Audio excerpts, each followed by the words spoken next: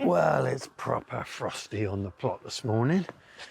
A nice white sheen across the ground, and on this membrane you can see it reflecting in the sunlight. The tops of the squash beds got a bit of white on them, but the sun's up and I think that's going to melt pretty soon. So I don't think the ground's going to be too hard. And of course today I want to carry on with the raspberry bed. Thanks to everybody for their support and their suggestions. I'm definitely going to keep raspberries here because I want to keep basically the fruit garden. And I know that I've broken with that a little by putting the garlic into a couple of these flower beds, but the flower beds have another purpose. Basically this is a fruit garden, and well, I've got to establish what the soil's like here. I'm thinking that if it's anything like the rest of this ground, which I'm sure it is, then we've got about 8 inches before we hit the clay pan, and I'd quite like a bit more than that. So I am warming to the idea of having a small step along here. The only problem is the ground does slope down, so that might be a bit of a challenge. But I need to measure from one side of the plot to the other just to get an idea of what distance that is, so that if I am looking at materials to create a sort of retainer, then I know the length that I need to consider.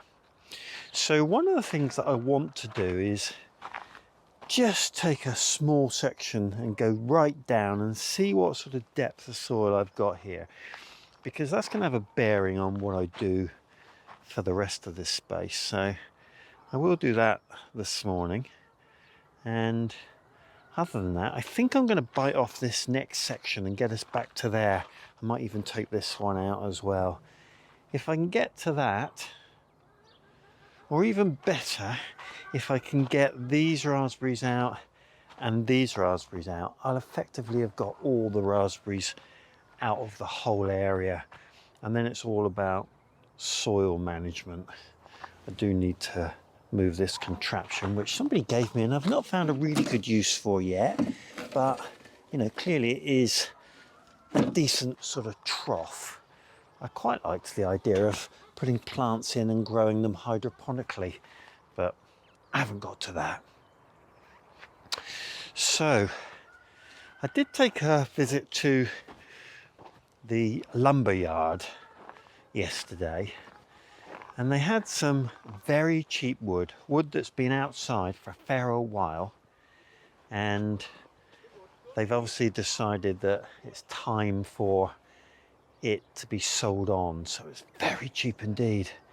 But it is like these poles, it's round, and in the interest of keeping the cost really low, I'm thinking if I were to put one pole against another, I've probably got about 5 inches.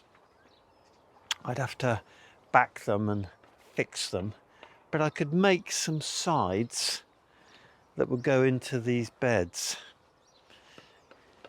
or I could make a retaining wall to go along the side of the raspberries. I think these are the most urgent requirement, but I'm going to measure today and I need to make my decision because they probably won't last long in the clearance area of the lumberyard, so we'll see.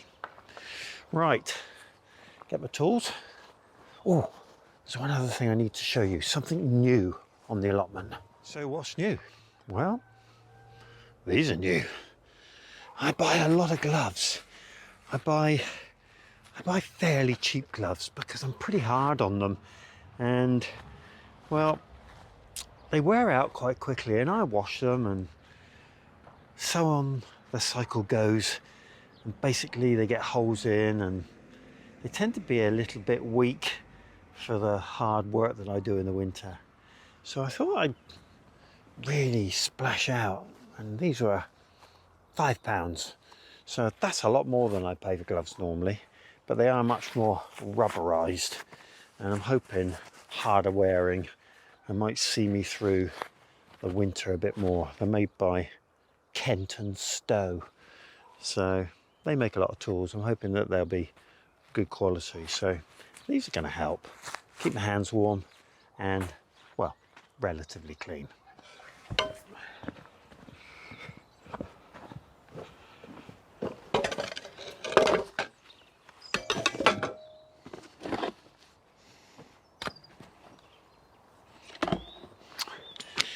Right, well, let's do a bit of a measure, just get an idea at what length I've got across the plot here. So this is a 26-foot tape measure, so I'm sort of hoping it'll go the whole distance. Right, let's see.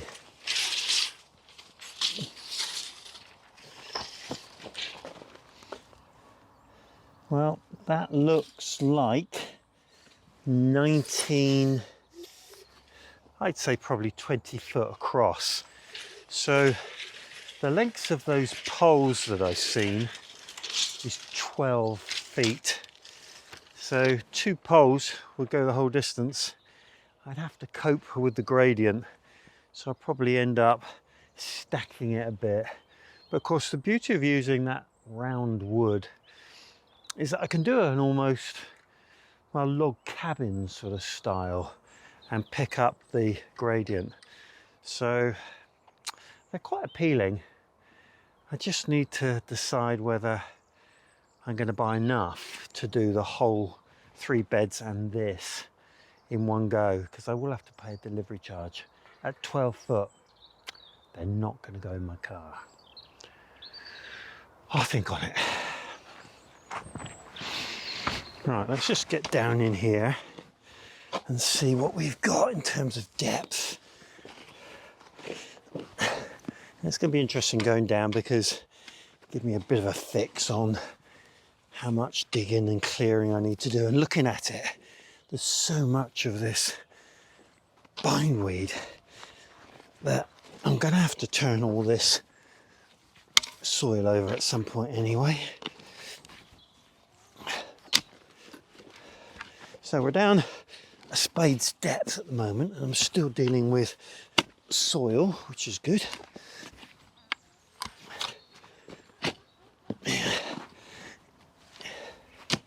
Yeah, so I haven't hit the clay pan yet. I'm thinking that I can take quite a lot of soil off the top if I need to, and still have plenty of depth for the raspberries to grow. And that's what I wanted to establish. Yeah, I think I just hit the clay pan. So I've got about just over a spade's depth before I hit the clay.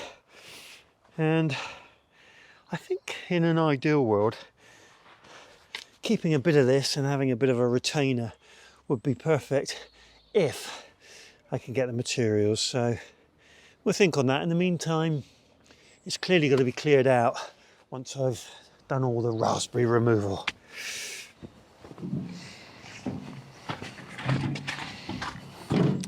Right, I think it's time to get my fork and get into getting these raspberries out. So my objective is to get right back to this marker to start with. It shouldn't be so intense, although I did notice that there's more chicken wire under here. Morning. And we've actually got some net as well. Some of this horrible green plastic net. So I'm hopeful that I'll get that out. Right, let's go.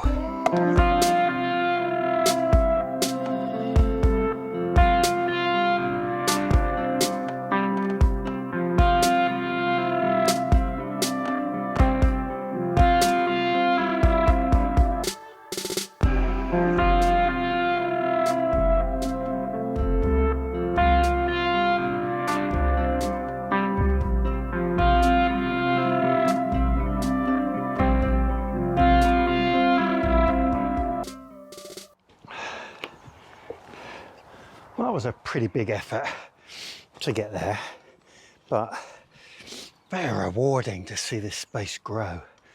And it's important during this sort of work, which is, well, can be pretty soul destroying, that you keep doing things that keep your motivation and your momentum going. And clearing a chunk at a time just makes you able to visualize how the end product will be. And I'm thinking that I just need to turn this over a bit. I'm not going to do a lot more on this at the moment.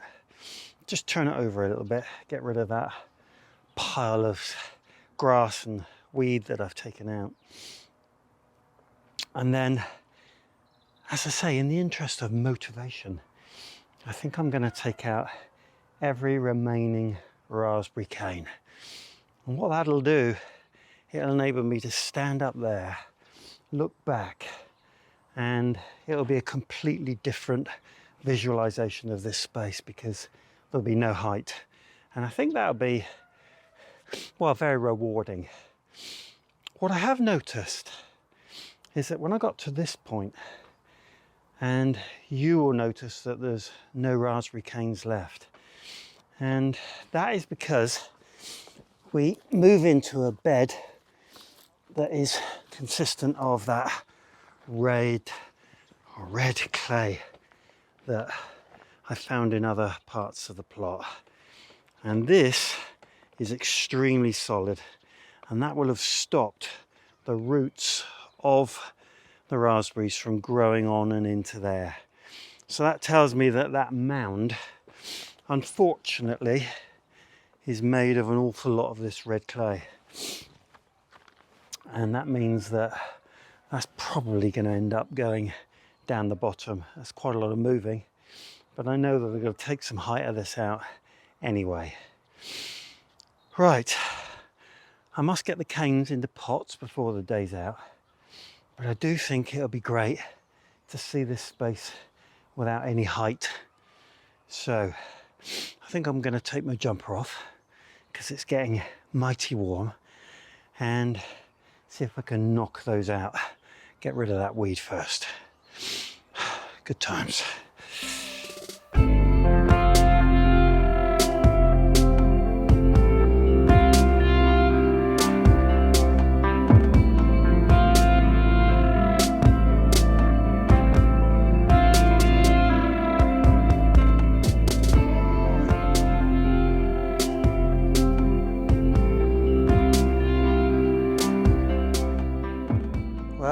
Wow.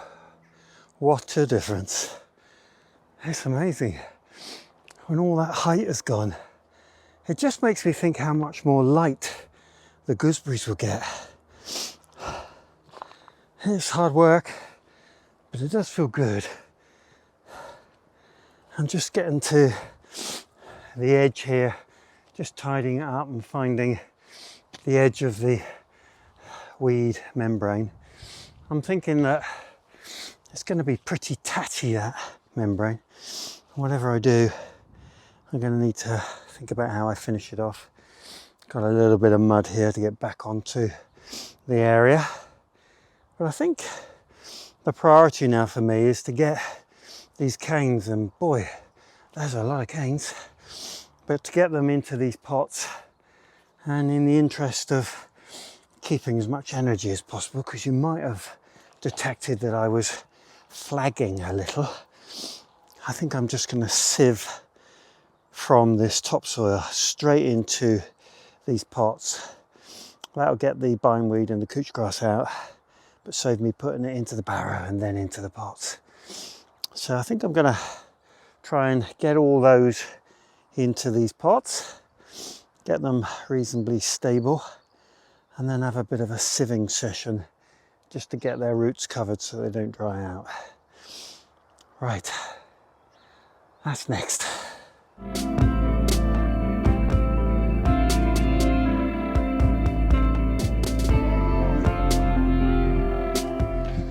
Well, they look impressive when they've gone into those pots. That was the easy bit, really. Now I need to do that sifting. I've changed my mind. I don't think I can sift into that. I think I'm going to sift into the barrow and then feed it into the pots, get them nice and straight. and then they'll be ready to put over with the others whilst I carry on working with this, which will probably be another day. Right, sifting time.